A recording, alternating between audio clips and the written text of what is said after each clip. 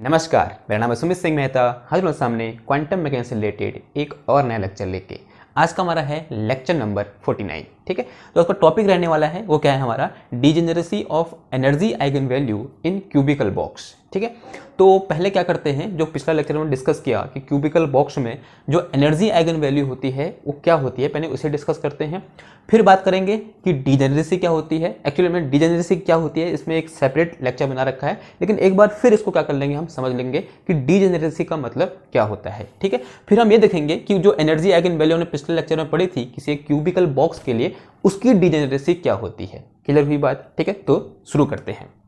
ना पिछले लेक्चर में क्या पढ़ा हमने, in previous lecture we learn that कि अगर मेरे पास कुछ इस तरीके का सिस्टम हो कि एक 3 डायमेंशनल सिस्टम हो और कुछ इस तरीके का हो, मेरे पास एक क्यूबिकल बना दें, एक क्यूबिकल बॉक्स है इस तरीके से 3 डायमेंशनल क्यूबिकल बॉक्स है जिसकी हर साइड की लेंथ कितनी है, a है। ठीक है, और इसको मैंने x एक्सेस बोल दिया, ये x एक्सेस है, ये y एक्सेस है और ये z एक्सेस है। इसकी सारी साइडें क्या हैं, बराबर हैं। और जो एक साइड की लेंथ है कितना अज्यूम कर लिया हमने, a अज्यूम कर लिया। और इसका एक कॉर्नर कहाँ है, ये जो मेरे पास x y z कोऑर्डिनेट है इसके ओरिजिन पर है। तो इस टाइप का हमारे पास सिस्टम है एक, और इसके अंदर क्या है, कोई एक पार्टिकल है जिसका मास कितना है, m है। और कुछ कंडीशन थी जो हमने पिछले लेक्चर में डिस्कस की थी, वो ये थी कि इसके अंदर, इस बॉक्स के अंदर जो पोटेंशियल है वो v इक्वल टू कितना है, 0 है, और इसके बाहर जो पोटेंशियल है वो कितना है, इनफाइनाइट है। तो हमने इसे क्या बोला था, एक टाइप का इनफाइनाइट पोटेंशियल वेल या फिर 3 डायमेंशनल इनफाइनाइट पोटेंशियल वेल या सिंपल क्यूबिकल बॉक्स बोला था, या फिर क्यूबिकल बॉक्स बोलता है। यहाँ क्या है, इनफाइनाइट है, इधर भी क्या है, इनफाइनाइट। तो इस टाइप का सिस्टम था हमारे पास, और इस टाइप के सिस्टम के लिए हमने क्या लिखा था, एनर्जी आइगन वैल्यू लिखी थी, या फिर सबसे पहले क्या लिखे, आइगन फंक्शन लिखे हैं। आइगन फंक्शन का लिखा था हमने, psi X psi Y psi N X N Y N Z is equal to, क्या था हमारे पास, याद है आपको, ये कुछ इस तरीके का था कि under root of 8 divided by A cube. A क्या है, यहाँ पर लेंथ है, और मल्टीप्लाई बाई साइन क्या था, एन एक्स पाई एक्स अपॉन ए इंटू साइन एन वाई पाई वाई अपॉन ए, और फिर इंटू क्या था, साइन एन जेड पाई जेड अपॉन ए। इस टाइप से क्या था, मेरे पास एक आइगन फंक्शन था। और इस आइगन फंक्शन और इसके अंदर जो पार्टिकल है उसकी जो एनर्जी आइगन वैल्यू थी, E N X N Y N Z is equal to कितनी आई थी, ये आई थी हमारे पास क्या, कुछ ऐसे थे ना, पाई स्क्वायर। ओके, क्या था, pi square H cut square divided by twice of M A square, और इनटू मल्टीप्लाई में क्या था, N X square plus N Y square plus N Z square, ऐसे कुछ था। ठीक है, जहां तक मेरे को याद आ रहा है ऐसे कुछ था। और यहाँ पर जो n है, n इंटीजर था, और ये जो n की वैल्यू थी, जो एन एक्स एन वाई और एन जेड की वैल्यू थी वो क्या थी हमारे पास, 1 2 3 एंड सो ऑन ऐसे थी। और जो एन एक्स एन वाई और जो एन जेड है वो नॉट इक्वल टू क्या थे, 0 थे। यानी N X N Y N Z की वैल्यू क्या नहीं हो सकती, 0 नहीं हो सकती। मैंने जब वो लेक्चर स्टार्ट किया था, मैंने बोला था मिडिल में, लेक्चर के मिडिल में जब ये इंट्रोडक्शन हुआ N X N Y N Z का, मैंने ये बोला था कि मैं बताऊंगा लेक्चर के लास्ट में कि N X N Y N Z 0 क्यों नहीं होते हैं। लेकिन लेक्चर बहुत लंबा हो गया था तो मैं भूल गया कि मैं कुछ टॉपिक छूट जाते हैं, तो ये बताना भूल गया कि N X N Y N Z not equal to 0 क्यों होता है। ठीक है, तो उसका सिंपल सा आंसर है, आप लोगों को वैसे पता होगा क्यों नहीं होगा। अगर यहाँ पर N X N Y N Z के लिए 0 पुट कर दूंगा तो जो मेरा ये आइगन फंक्शन है ये 0 हो जाएगा, ये वैनिश हो जाएगा। अगर आइगन फंक्शन ही वैनिश हो गया तो हम, यानी इसका मतलब पार्टिकल, जो आइगन फंक्शन है किसके साथ एसोसिएटेड है, पार्टिकल के साथ एसोसिएटेड है। अगर आइगन फंक्शन वैनिश हो गया तो वहां पार्टिकल है ही नहीं, तो वहां सिस्टम ही नहीं है, तो हम स्टडी किसकी कर रहे हैं। ठीक है, क्लियर हुई बात। तो क्यों N X N Y N Z 0 नहीं हो सकते, इसलिए नहीं हो सकते क्योंकि at N X N Y N Z 0 put करो, देखो साइन 0 0 कॉस 0 साइन 0 0, और यहाँ पर भी साइन 0 0 हो जाएगा, यानी 0 हो जाएगा। जो हमारा आइगन फंक्शन है वही 0 हो जाएगा, तो सिस्टम ही क्या हो जाएगा, हमारा खत्म हो जाएगा। इसलिए एन एक्स एन वाई और एन जेड की वैल्यू 0 नहीं हो सकती। ठीक है, ओके। नाउ अब ये क्या थे हमारे पास, इस सिस्टम की एनर्जी आइगन वैल्यू थी, और ये क्या है, इस सिस्टम का आइगन फंक्शन है ना। हमें क्या करना है, इस एनर्जी आइगन वैल्यू की डिजेनरेसी क्या करनी है, फाइंड करनी है। ठीक है ना, अब उससे पहले क्या समझना पड़ेगा कि ये डिजेनरेसी नाम की चीज क्या होती है। एक्चुअल में इसमें हमने बनाया हुआ है लेक्चर की डिजेनरेसी क्या होती है, एक बार वहां भी देखिए। अगर वहां नहीं देखना चाहते, थोड़ा आलस आ रहा है, तो हम यहीं पर पढ़ लेते हैं कि डिजेनरेसी का मतलब क्या होता है। तो सबसे पहले लिखो डिजेनरेसी क्या होती है, डिजेनरेसी। ठीक है, ना पहले एक थ्योरेटिकली समझते हैं या लिख के समझते हैं, फिर उसके बाद एक्सप्लेन करके कि जो लिखा है वो एक्चुअल में क्या है। तो देखो इफ ऐसे लिखते हैं, if corresponding to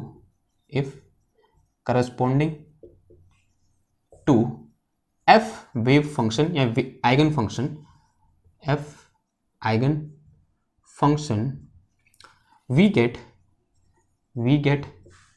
same eigen value,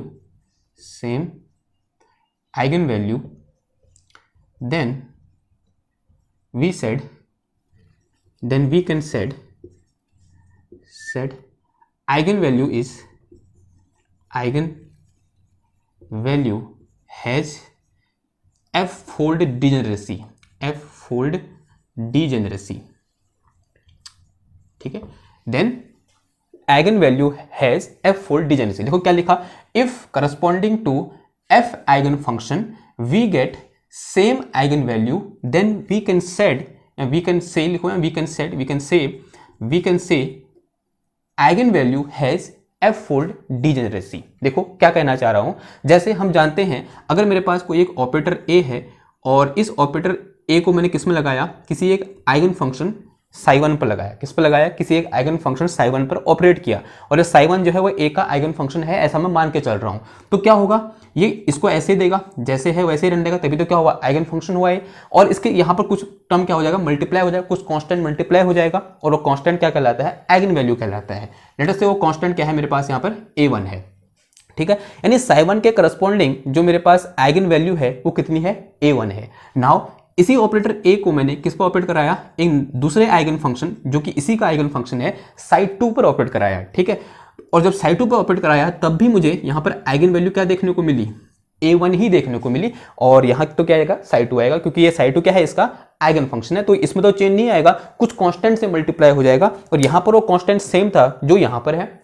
फिर अगेन मैंने, ये एग्जाम्पल है, ठीक है, अगेन मैंने क्या किया, इस a ऑपरेटर को किसी एक इसी के एक नए आइगन फंक्शन साई3 पर ऑपरेट कराया, तो मुझे क्या मिला, यहाँ पर a3 मिला, और यहाँ क्या मिला, साई3 मिला, सॉरी यहाँ पर अज्यूम करो क्या मिला, a1 मिला, इस तरीके से ना। अब देखो मेरे पास यहाँ पर इस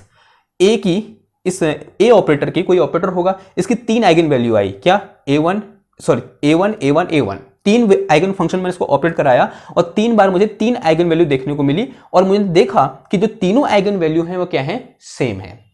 तो इसका मतलब क्या हुआ कि वेव फंक्शन या आइगन फंक्शन साई1, आइगन फंक्शन साई2, आइगन फंक्शन साई3 के करस्पॉन्डिंग हमें सेम आइगन वैल्यू मिल रही है। देखो क्या बोलना चाह रहा हूं, समझ रहे हो ना आप, क्या है, आइगन वैल्यू साई1, आइगन फंक्शन साई1, आइगन फंक्शन साई2 एंड आइगन फंक्शन साई3 के करस्पॉन्डिंग मुझे सेम आइगन वैल्यू a1 देखने को मिल रही है। तो जो a1 आइगन वैल्यू है वो कितने फोल्ड डिजेनरेट है, 3 फोल्ड डिजेनरेट है। और यहां पर जो f क्या है, यहां पर नंबर है, नंबर ऑफ आइगन फंक्शन, और यहां पर कितने हैं, वो 3 है, 1 2 3।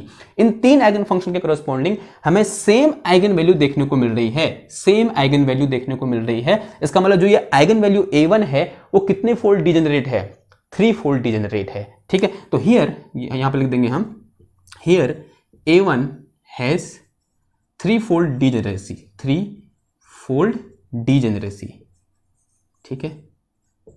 a1 की डिजेनरेसी कितनी है, 3 है, ठीक है। ये तो क्या था, एक मैंने खुद अपने मन से एग्जांपल बनाया, ऐसे कुछ भी बोल दिया, लेकिन एक प्रैक्टिकल एग्जांपल लेके देखें। देखो हमने पिछला लेक्चर में या फिर इससे पिछला लेक्चर में जब 1 डायमेंशनल पोटेंशियल वेल किया था, अगर मेरे पास कुछ इस तरीके से 1 डायमेंशनल पोटेंशियल वेल है यूं करके, और ये क्या है मेरे पास पोटेंशियल वेल है, ये इनफाइनाइट, यहाँ 0, और यहाँ पर x इक्वल टू क्या है, l है, यहाँ पर x इक्वल टू 0 है, इसके अंदर एक पार्टिकल है जिसका मास कितना है, m है। इस m मास के पार्टिकल के लिए जो मैंने आइगन फंक्शन लिखा था वो कुछ ऐसे लिखा था, psi x is equal to under root of, क्या था मेरे पास, 1/l, कुछ ऐसे था, या 2/l था, कितना था, 1/l, और फिर क्या था, साइन n पाई x अपॉन क्या था, l था, और यहाँ पर जो n की वैल्यू है वो कितनी है, 1 2 3 एंड सोन ऐसी है।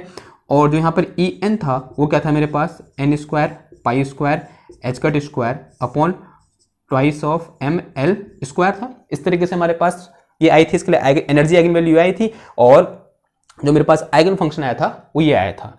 और हमने वहाँ पर ये बोला था कि ये जो मेरे पास एनर्जी आइगन वैल्यू है वो कैसी है, नॉन डिजेनरेट है, कैसी है, नॉन डिजेनरेट है। इसका मतलब क्या हुआ कि यहां पर अगर मैं क्या बात करूं, अगर मैं n इक्वल टू 1 के करस्पॉन्डिंग बात करूं, अगर यहाँ साई 1 देखूं तो psi 1 x is equal to क्या हो जाएगा, देखो under root of 1 divided by L into sine pi X upon L आया। अब देखो इस आइगन फंक्शन के करस्पॉन्डिंग अगर मुझे क्या चाहिए, एनर्जी चाहिए, तो क्या क्या लिख दूंगा, इस एनर्जी आइगन वैल्यू में n की जगह 1 पुट कर दूंगा। तो यहां से मेरे पास E1 इक्वल टू कितना आ जाएगा, n की जगह 1 पुट करो तो पाई स्क्वायर एच का square divided by twice of ml square. इसका मतलब क्या हुआ, इस आइगन वैल्यू इस आइगन फंक्शन साई 1 के करस्पॉन्डिंग मेरे पास सिर्फ एक ही आइगन वैल्यू है, वो कितनी है, E1 है, यानी ये वैल्यू है, सिर्फ एक आइगन वैल्यू है। इसका मतलब ये आइगन वैल्यू कैसी हुई, नॉन डिजेनरेट हुई, या बोल सकते हैं इसकी डिजेनरेसी कितनी हुई, 1 फोल्ड।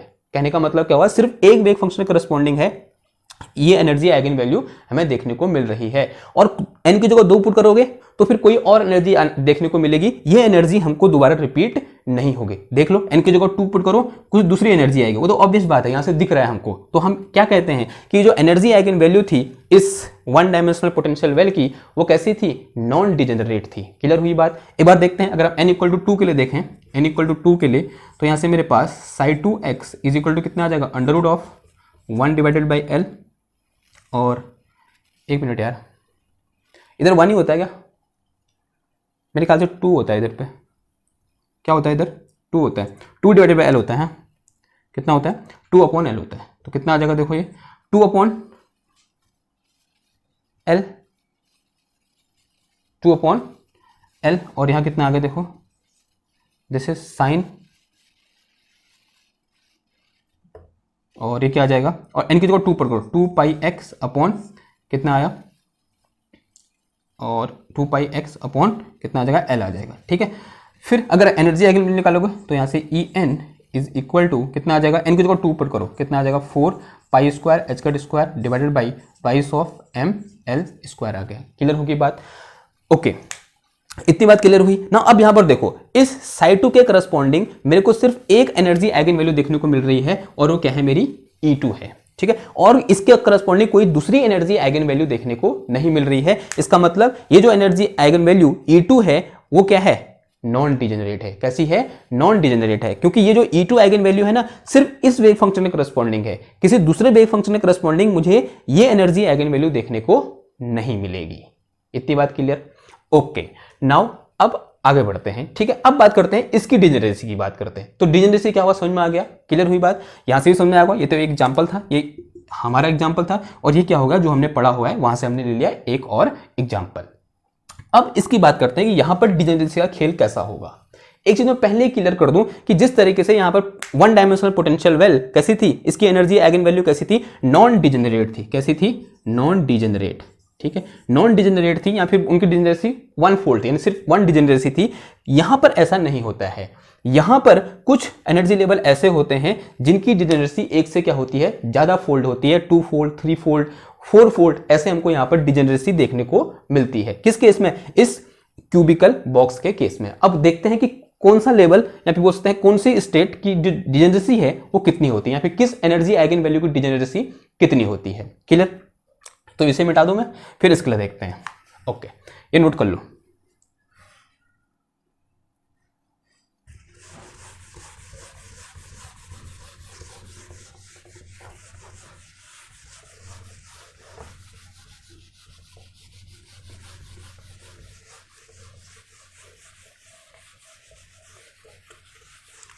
देखो यहां पर लिख के चलेंगे, आप देखो हेडिंग डालो यहां पर, degeneracy of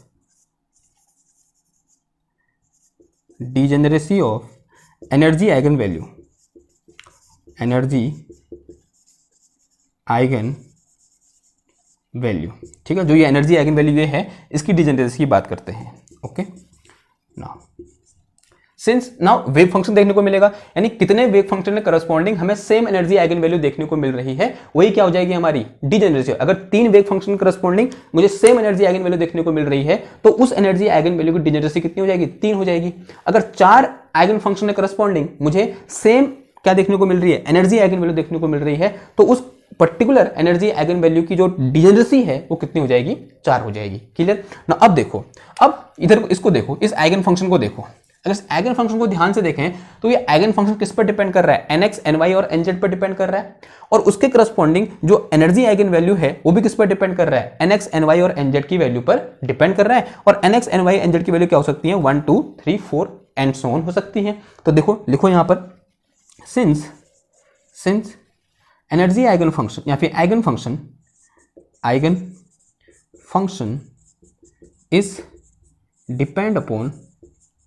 depends upon value of nx ny nz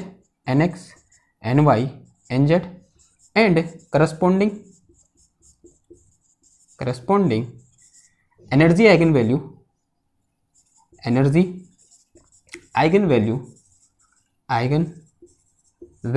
is also depends value of nx ny nz ठीक है।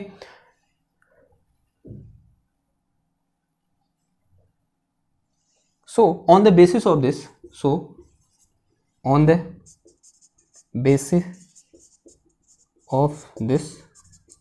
we can find degeneracy of different energy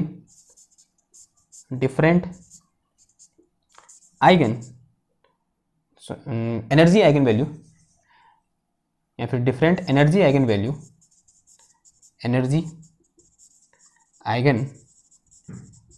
in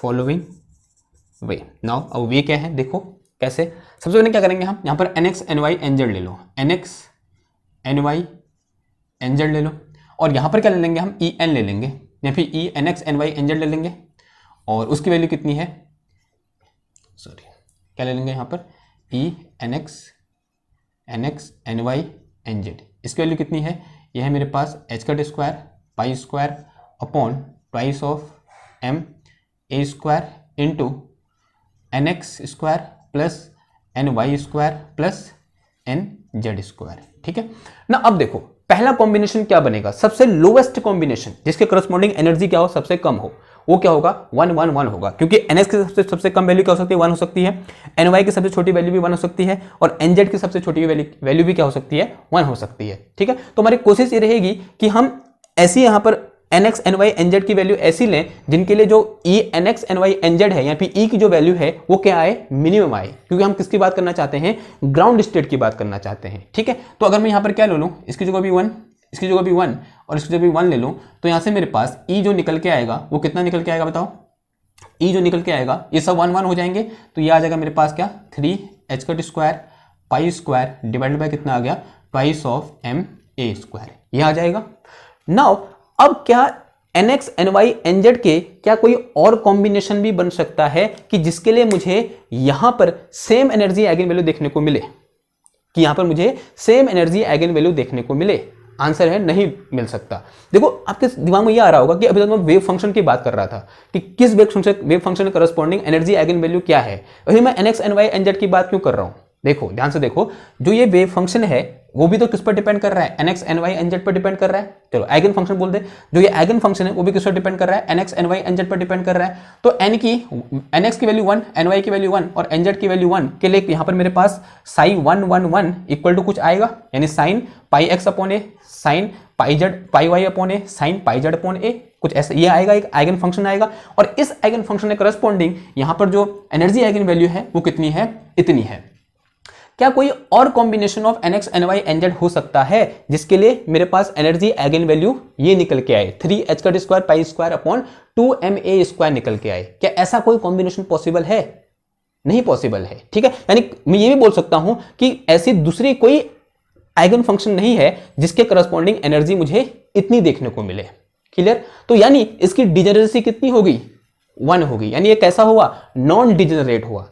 और ये कौन सी स्टेट है, ग्राउंड स्टेट है। तो हम क्या बोलेंगे, ground state is non degenerate. ये कैसी है मेरी, नॉन डिजेनरेट है, नॉन डिजेनरेट। ठीक है, तो यहां पर क्या बोल देंगे हम, जो हमारे पास क्या होता है एक 3 डायमेंशनल क्यूबिकल बॉक्स होता है, उसका जो ग्राउंड स्टेट होता है वो नॉन डिजेनरेट होता है। क्यों? क्योंकि ये जो एनर्जी आइगन वैल्यू है वो सिर्फ एक वेव फंक्शन के करस्पॉन्डिंग होती है, और वो वेव फंक्शन कौन सा वाला होगा? जब हम nx ny nz के जो कि आप कितना पुट कर देंगे, 1 1 1 पुट कर देंगे। नाउ अब नेक्स्ट लेवल की बात करें, नेक्स्ट लेवल कौन सा आएगा? फर्स्ट एक्साइटेड स्टेट आएगा। ठीक है, ये क्या हुआ? Ground state. अब किसकी बात करेंगे हम? फर्स्ट एक्साइटेड स्टेट की बात करेंगे। अब देखो अभी मेरे कभी कभी मेरे मुंह से क्या निकल रहा है? लेवल निकल रहा है। तो ये कौन सा लेवल हुआ? फर्स्ट लेवल हुआ। और जो फर्स्ट एक्साइटेड स्टेट होगा वो कौन सा लेवल होगा? सेकंड लेवल होगा। ठीक है, कंफ्यूज नहीं होना है। ठीक है, अभी लास्ट टाइम मैं कंक्लूड करूंगा सबको, लेवल और जो एक्साइटेड स्टेट के टर्म हम बोलेंगे उन दोनों को करूंगा, डिफरेंशिएट करूंगा। क्लियर हुई बात? तो अभी कंफ्यूज मत हो। अभी हम क्या बोलेंगे इसको? ग्राउंड स्टेट, और जो उसके बाद आएगा उसको हम क्या बोलेंगे? First excited state. अगर हम फर्स्ट एक्साइटेड स्टेट की बात करें, यानी इसके बाद वाली जो लोएस्ट एनर्जी होगी, यानी ये ग्राउंड स्टेट के बाद जो लोएस्ट एनर्जी होगी उसे हम क्या बोलेंगे? फर्स्ट एक्साइटेड स्टेट बोलेंगे, नहीं बोलेंगे? हाँ जी बोलेंगे ना। अब उसके लिए हमें nx ny और nz की वैल्यू क्या होनी चाहिए हमें चूज करना पड़ेगा। ठीक है, यानी इसके बाद जो नेक्स्ट लोएस्ट एनर्जी होगी वो फर्स्ट एक्साइटेड स्टेट की एनर्जी होगी, उसके लिए nx ny nz की वैल्यू क्या होगी? देखो होशियार बच्चे कहेंगे वो एनर्जी होगी क्या? 1 1 2 होगी, नहीं होगी? बताओ। क्योंकि 1 के बाद किसी एक को बढ़ा दो ना, अगर 2 को बढ़ाएंगे तो उससे पहले वाला ये वाला आ जाएगा, तो यही हो सकता है, इससे कम नहीं हो सकता। तो ये क्या होगा? सेकंड लोएस्ट होगा। सेकंड लोएस्ट यानी फर्स्ट एक्साइटेड स्टेट। तो क्या होगा? 1 1 2। क्लियर हुई बात? पहला तो ये हो गया। अब इसको अरेंज कर सकते हैं। देखो इस बार हमने इसको 2 किया, अब मैं ऐसा भी तो कर सकता हूं कि इसको 1 रहने दूं, इसको 2 कर दूं। ऐसा भी तो कर सकता हूं ना, 1 2 1 कर दूं। कर सकता हूं, नहीं कर सकता हूं? हाँ जी कर सकता हूं। और मैं ऐसा भी कर सकता हूं कि इन दोनों को 1 1 रहने दूं, इसको 2 कर दूं, तो ये क्या हो जाएगा? 2 1 1। ठीक है, तो 1 1 2 के कितने कॉम्बिनेशन बन गए? यहां पर 3 कॉम्बिनेशन बन गए। 3 कॉम्बिनेशन का मतलब क्या हुआ?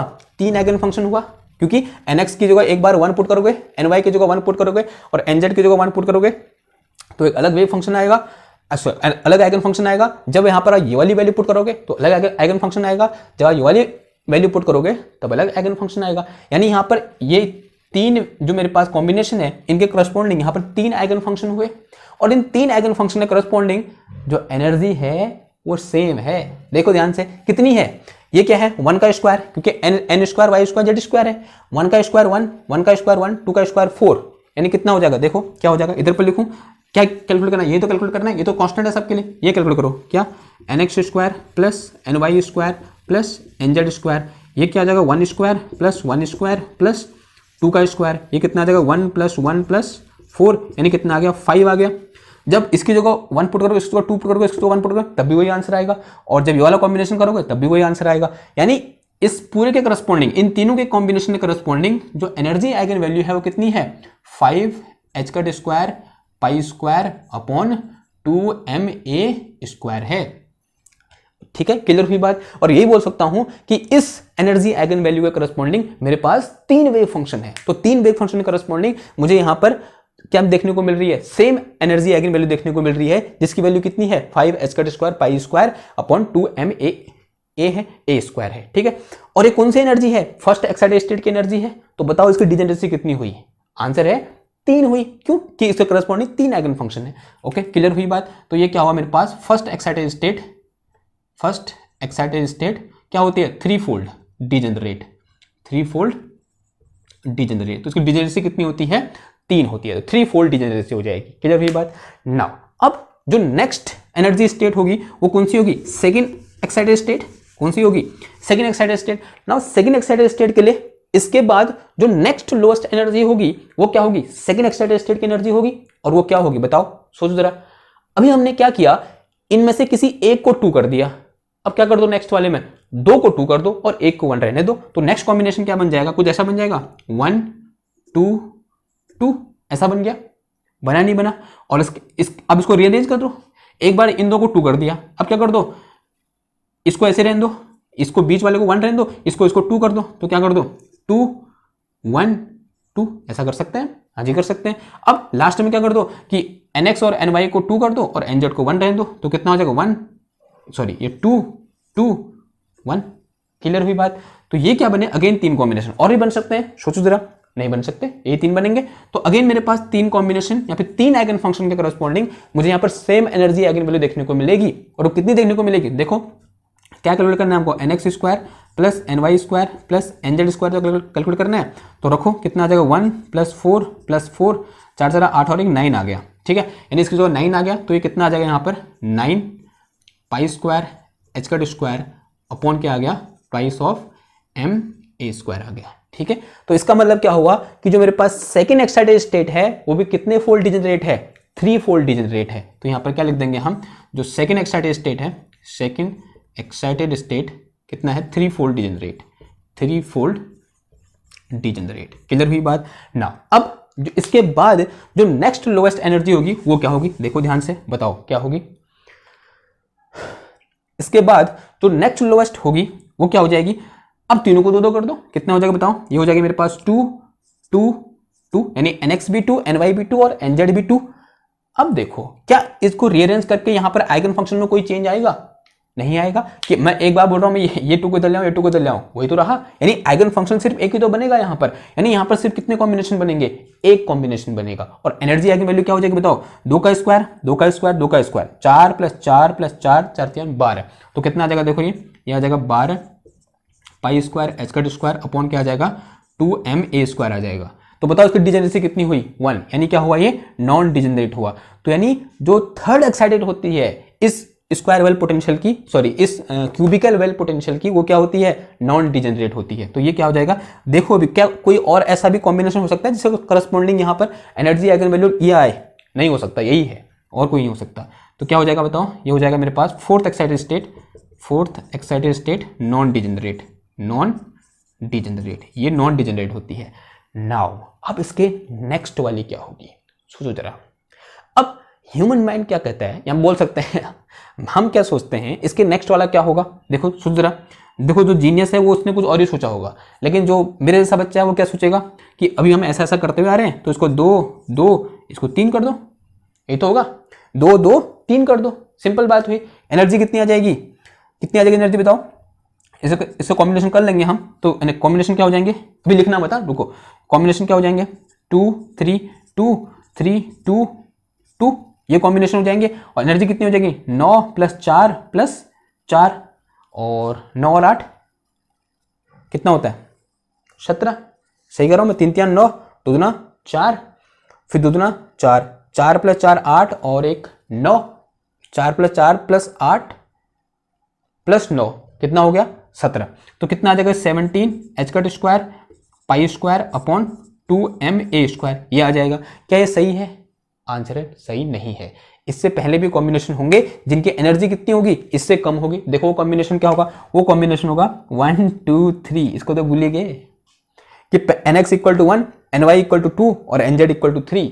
देखो इससे करस्पॉन्डिंग एनर्जी कितनी हो जाएगी, 1 का स्क्वायर 1, 2 का स्क्वायर 4 और एक 5 हो जाएगा, और फिर 3 का स्क्वायर 9 और 9 + 5 कितना हो जाएगा 14। तो ये क्या आ जाएगा मेरे पास 14 H cut square pi square upon price of ma square. इससे कम आ गया ना, तो पहले कौन सा कॉम्बिनेशन आएगा, ये वाला कॉम्बिनेशन आएगा, यहाँ पर कंफ्यूज नहीं होना है। तो इसके पहले कौन सा कॉम्बिनेशन आएगा 1 2 3 वाला कॉम्बिनेशन आएगा, ठीक है।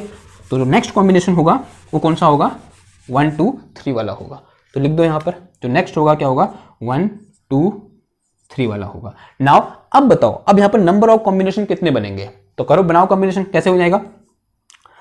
ओके क्या हो जाएगा दूसरा 1 3 2 कर दो, फिर इसको इधर ले आओ 3 1 2, क्या और ही बन सकते हैं, हाँ जी बन सकते हैं। देखो इसको 3 2 1 कर दो, इसको इधर ले आओ 2 3 1 कर दो, और ही बन सकता है। देखो एक काम करो 2 1 3 कर दो, फिर 1 2 3 हो जाएगा, फिर रिपीट होने लग जाएगा। देखो कितने कॉम्बिनेशन होंगे 1 2 3 4 5 6, देखो सब अलग अलग होंगे 1 2 3 1 3 2 3 1 2 3 2 1 2 3 1 2 1 3, यानी 1 2 3 4 5 6 कितने कॉम्बिनेशन बन गए 6 कॉम्बिनेशन बन गए। कितने कॉम्बिनेशन 6 कॉम्बिनेशन। नाउ अब इन 6 कॉम्बिनेशन करस्पॉन्डिंग कुछ यानी 6 आइगन फंक्शन होंगे जिससे करस्पॉन्डिंग जो एनर्जी आइगन वैल्यू क्या होगी वो सेम होगी, ठीक है। नाउ वो कौन कौन से होंगे बताओ, एनर्जी आइगन वैल्यू क्या हो जाएगी बताओ, एनर्जी आइगन वैल्यू हो जाएगी कितनी 1 + 4 + 9, क्या हो जाएगी 1 + 4 + 9, कितना हो जाएगा ये 17, सॉरी 1 + 4 5 + 9 कितना होगा 14। तो ये आ गया मेरे पास 14 पाई स्क्वायर एच का स्क्वायर डिवाइड में कितना आ गया, twice of M A square आ गया। और कितने फोल्ड डिजेनरेसी हुई इसकी, ये हुई मेरी 5 फोल्ड। तो यानी 6 फोल्ड, 1 2 3 4 5 6 6 फोल्ड। जो मेरे पास 5th एक्साइटेड स्टेट है तो मैं क्या कहूंगा, 5th excited state is 6 fold degenerate. कितनी फोल्ड डिजेनरेट है, 6 फोल्ड डिजेनरेट। इसकी डिजेनरेसी कितनी है, 6 है। क्लियर होगी बात ना, यहां तक बहुत है, यहीं तक आता है। और ये तो एक एक्स्ट्रा हो गया, एक्चुअल में यहीं तक आता है, ठीक है, नीचे का नहीं आता है। यहां तक हमने कुछ एक्स्ट्रा कर लिया। तो क्या पता चला हमको यहां से, हमको यह पता चला कि जब भी हम किसकी बात करते हैं, एक क्यूबिकल स्क्वायर वेल की, 3 डायमेंशनल क्यूबिकल वेल की बात करते हैं, तो जो फर्स्ट एक्साइटेड, जो फर्स्ट ग्राउंड स्टेट होती है, फर्स्ट ग्राउंड स्टेट नहीं, जो ग्राउंड स्टेट होती है वो क्या होती है, नॉन डिजेनरेट होती है। जो फर्स्ट एक्साइटेड स्टेट होती है वो 3 फोल्ड डिजेनरेट होती है। और जो सेकंड एक्साइटेड स्टेट होती है वो भी 3 फोल्ड डिजेनरेट होती है। और जो फोर्थ एक्साइटेड, फोर्थ नहीं यार, फर्स्ट सेकंड थर्ड होगा, सॉरी गलती होगी भाई, थर्ड एक्साइटेड स्टेट, तो ये क्या आएगा, फोर्थ एक्साइटेड। जो थर्ड एक्साइटेड होती है वो क्या होती है, नॉन डिजेनरेट होती है। और जो फोर्थ एक्साइटेड होती है, स्टेट होती है, वो क्या होती है, 6 फोल्ड डिजेनरेट होती है। इतना क्लियर हुई बात ना। अब देखो, अब ये जो यहां पर मैं स्टेट की बात कर रहा हूं, कभी कभी हम लेवल की बात करते हैं, तो इसको मैं क्या बोलता हूं, फर्स्ट लेवल। तो ये क्या है, मेरा फर्स्ट लेवल है। और ये क्या होता है, सेकेंड लेवल। और ये क्या है मेरी, थर्ड लेवल। और इसको क्या बोलता हूं मैं, फोर्थ लेवल। तो ये क्या है, फोर्थ लेवल है। और ये क्या है, 5th लेवल, ठीक है। तो कभी कभी पूछेगा कि बताओ फर्स्ट लेवल की डिजेनरेसी क्या है। और कभी कभी हम इसको लेवल को एक्साइटेड स्टेट से क्या कर जाते हैं, कंफ्यूज कर जाते हैं, हम फर्स्ट एक्साइटेड स्टेट की बता के आते हैं। तो जब भी बोलेगा फर्स्ट लेवल, यानी किसकी बात कर रहा है, वो ग्राउंड स्टेट की बात कर रहा है। क्लियर हुई बात। तो यानी फर्स्ट लेवल की डिजेनरेसी कितनी है, 0 है, यानी नॉन डिजेनरेट है, यानी 1 है। और जो सेकंड लेवल की डिजेनरेसी कितनी है, 3 है। थर्ड लेवल की कितनी है, 3 है। फोर्थ लेवल की कितनी है, नॉन डिजेनरेट है। और 5th लेवल की कितनी है, 6 है, ठीक है। 5th लेवल यानी फोर्थ एक्साइटेड स्टेट।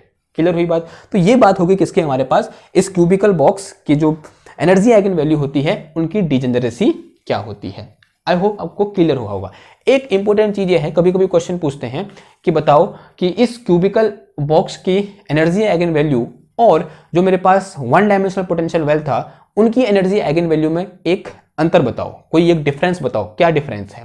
देखो दोनों के एक्चुअल में जो दिखती है सिस्टमेटिक टाइप का है वो सेम है, यानी तुमको बनावट है वो सेम है। यहाँ भी pi square H square upon 2 ma square और यहाँ some quantum number nx ny nz ऐसा ही आता है। वहां पर भी यहाँ क्या आता है, n स्क्वायर आ जाता है। क्लियर हुई बात।